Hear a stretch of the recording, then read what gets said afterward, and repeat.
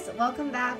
We're here today with the newest release from TT in Gatling Dragon B-199. So yeah, we're almost hitting that 200 mark with Beyblade. It's gonna be Z-Foid Excalibur hitting 200, so looking forward to that.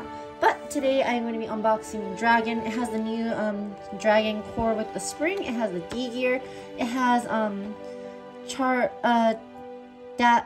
it's charged metal dash, and yeah, just some good parts, some meme parts, I would say. But altogether, I'm really excited for this Beyblade, and yeah, just a few things to look forward to, some fun things to try out. So we're going to be unboxing this and taking a look into and doing some test battles. But before I get started, make sure to like this video, subscribe to the channel, and hit that bell notification icon if you want to see more videos like this one. And without further ado, let's get into the first part. Alright, so the first part we're going to be starting off with is the Gatling Blade. So the Gatling Blade, originally people thought that it was going to be very similar to Tempest, but from what I see, that's really not the case. If you actually look at the profile, it's not nearly as round as Tempest was. It's more oval-esque in shape. And there's a gimmick that it has, which also seems to activate more properly compared to something like Tempest. Tempest, it was spring-loaded, and then so when you launched hard and had some hits, it awakened, but because of the spring mechanic and the way that the layer was designed, the thing often shifted back to its original form, and the gimmick basically became useless. However, in this case, the gimmick is that these two tabs right here, through impacts, will basically through shock, like impact and shock, will basically push this here on both sides. And then that, as a result, will make the entire layer a bit more, like even more into an oval-like shape in order to produce strong impacts. And to prevent the same problem as Tempest from happening, they made it so that this first part here is bigger than the second blade, which will get pushed in, so that the main point of contact is not going to be reverting the blade to what it was before. So just the thing is that when you have it into this mode, every single battle that you do, you have to press this back in order to revert the blade. But aside from that, that's all there is. And let's just quickly see the weight of the blade. I've heard that it is very heavy for a right spin blade, so let's just see how that measures up. Shift that a little bit. And come on, there we go. Alright. Come on, why can't I? There we go. And Gatling is 16.37. Alright, we're done with Gatling. Let's move on to the armor. Alright, so the 10 armor is just another 10 armor. It's a pretty good armor in itself, and has decent weight. It's more centrally weight distributed than the other armors, but considering how similar each armor is in shape, it's not really too significant of a difference. So in the end, I think all you really need to do is weigh it. So we're just going to go over here once again, and my 10 armor from Gatling Dragon is 13.28.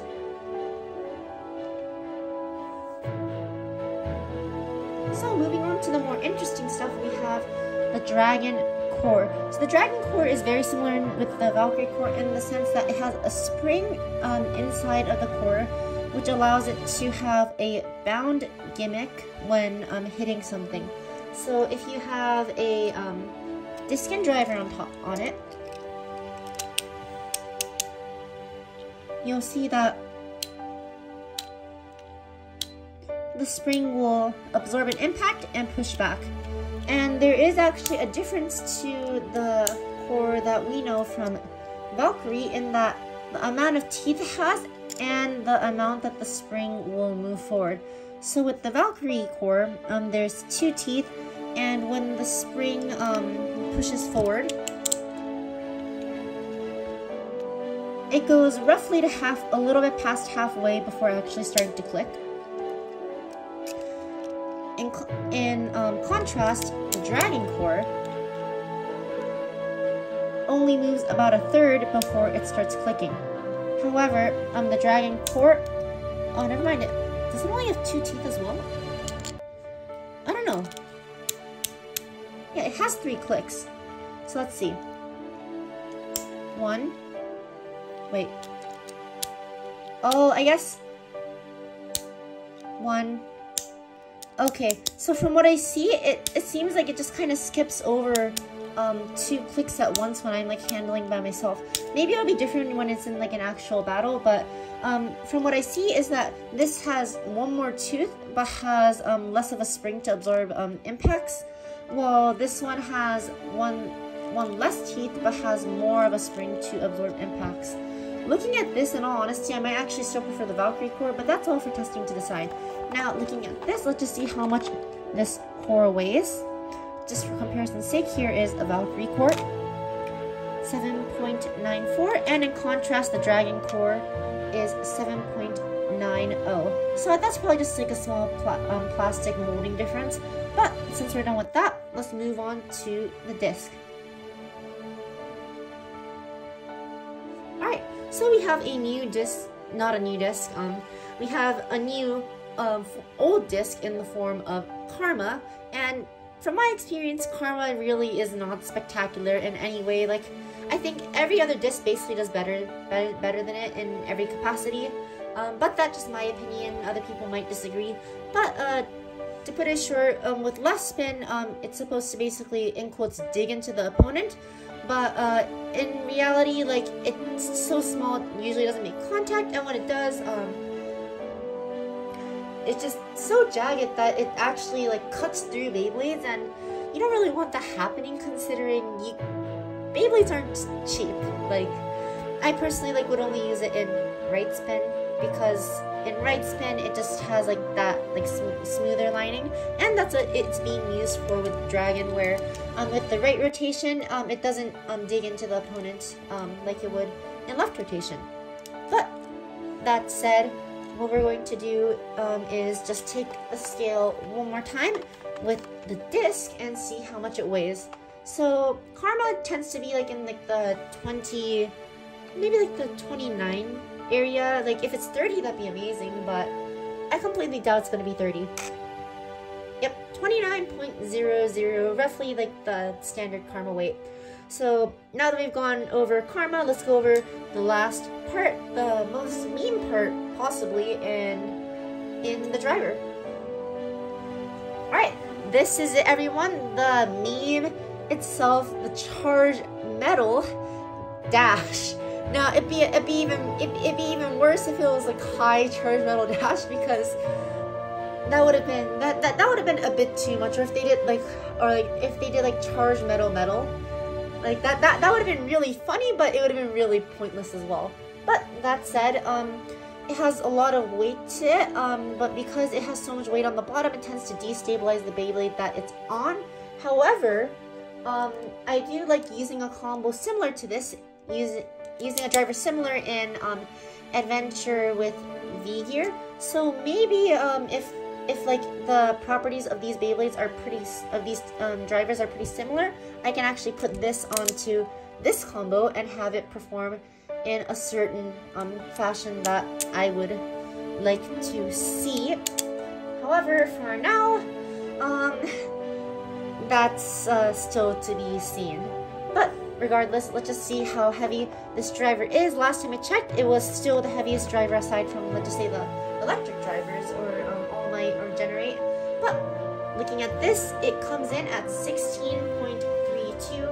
For comparison, the Charge, Octa, all those tend to be in the 14-15 range, and then Adventure plus V is 13.68. So easily outclassing a lot of those Beyblades in terms of weight, but you know, its uses are pretty questionable at best. So yeah. Well, that said, let's just take every single part and put it back together. So we have the Gatling blade, we have the core right here, if it will go in. Come on.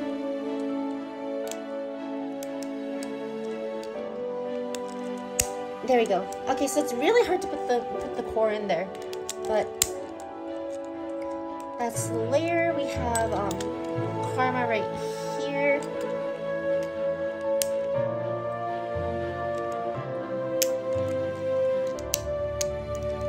Charged metal dash.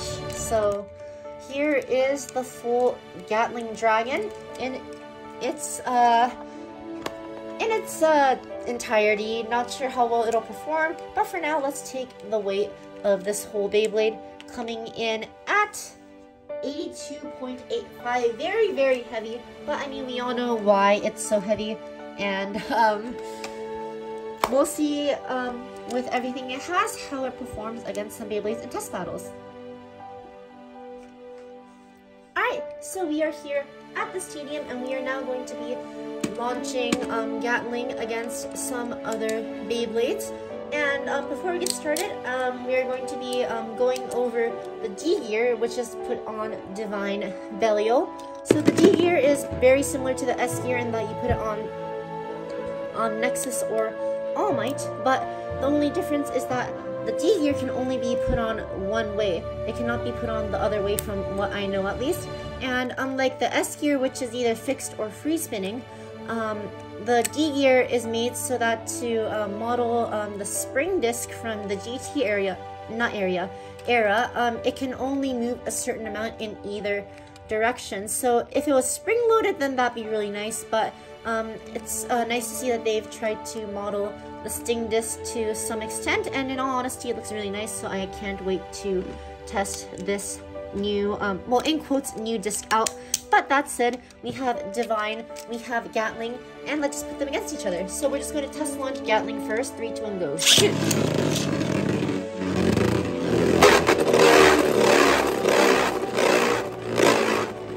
Alright, looks like a standard attack type. And so it looks like the launching doesn't cause an awakening to happen like with Tempest. As you can see, it's not awakened here at all. So it seems like it's only going to happen during battle. But that said, quick notice, for the sake of the teeth on Dragon, since I only have one, I am going to be using normal charge metal for the test battles. If it bursts really easily though, I will switch to charge metal dash, but only if it is necessary. That said, here we go. 3, 2, 1, go. Shoot! 3, 2, 1, go. Shoot!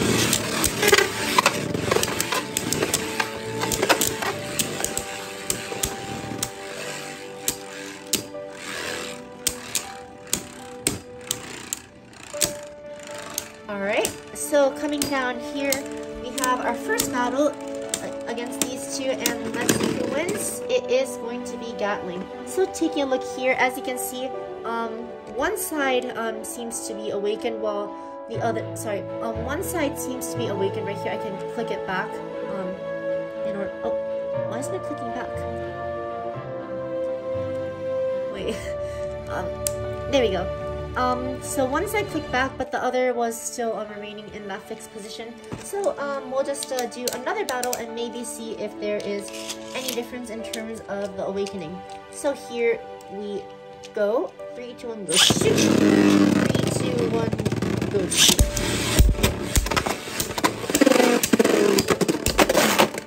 Oh, okay.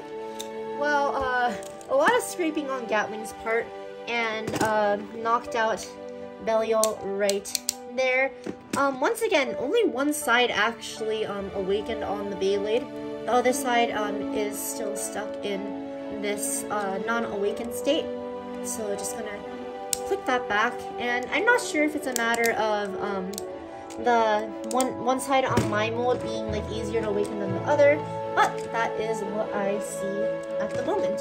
So without anything else for Belial, I am going to be putting this against a less spinning attack combo to see if any of the awakening will progress against a less spin. So here is Rage Helios with 3A and Adventure with V gear. So here we go. 3, 2, 1, go. Shoot!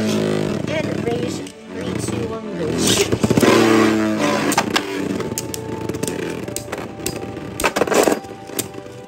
Right there, that was a knockout on Gatling, but let's let's just see how the awakening may have progressed after this battle.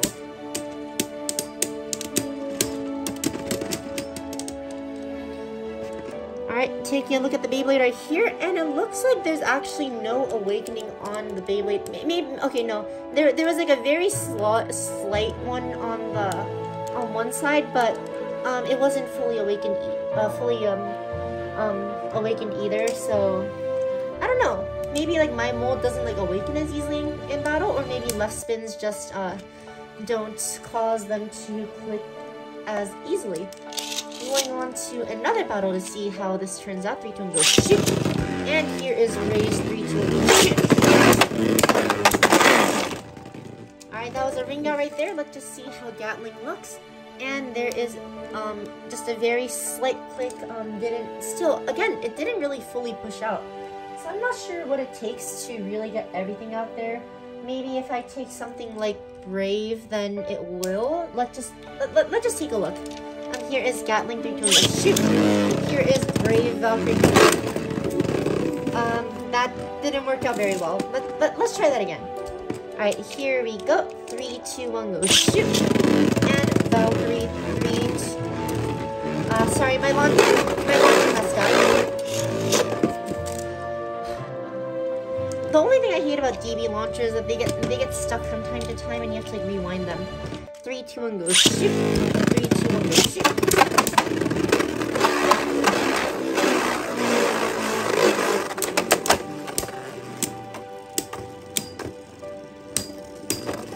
Alright, some good hits from Brave, and it is Gatling's win, but let's just see if there's any mode change. So yeah, it looks like it was fully awakened this time. Oh, never mind, it actually wasn't.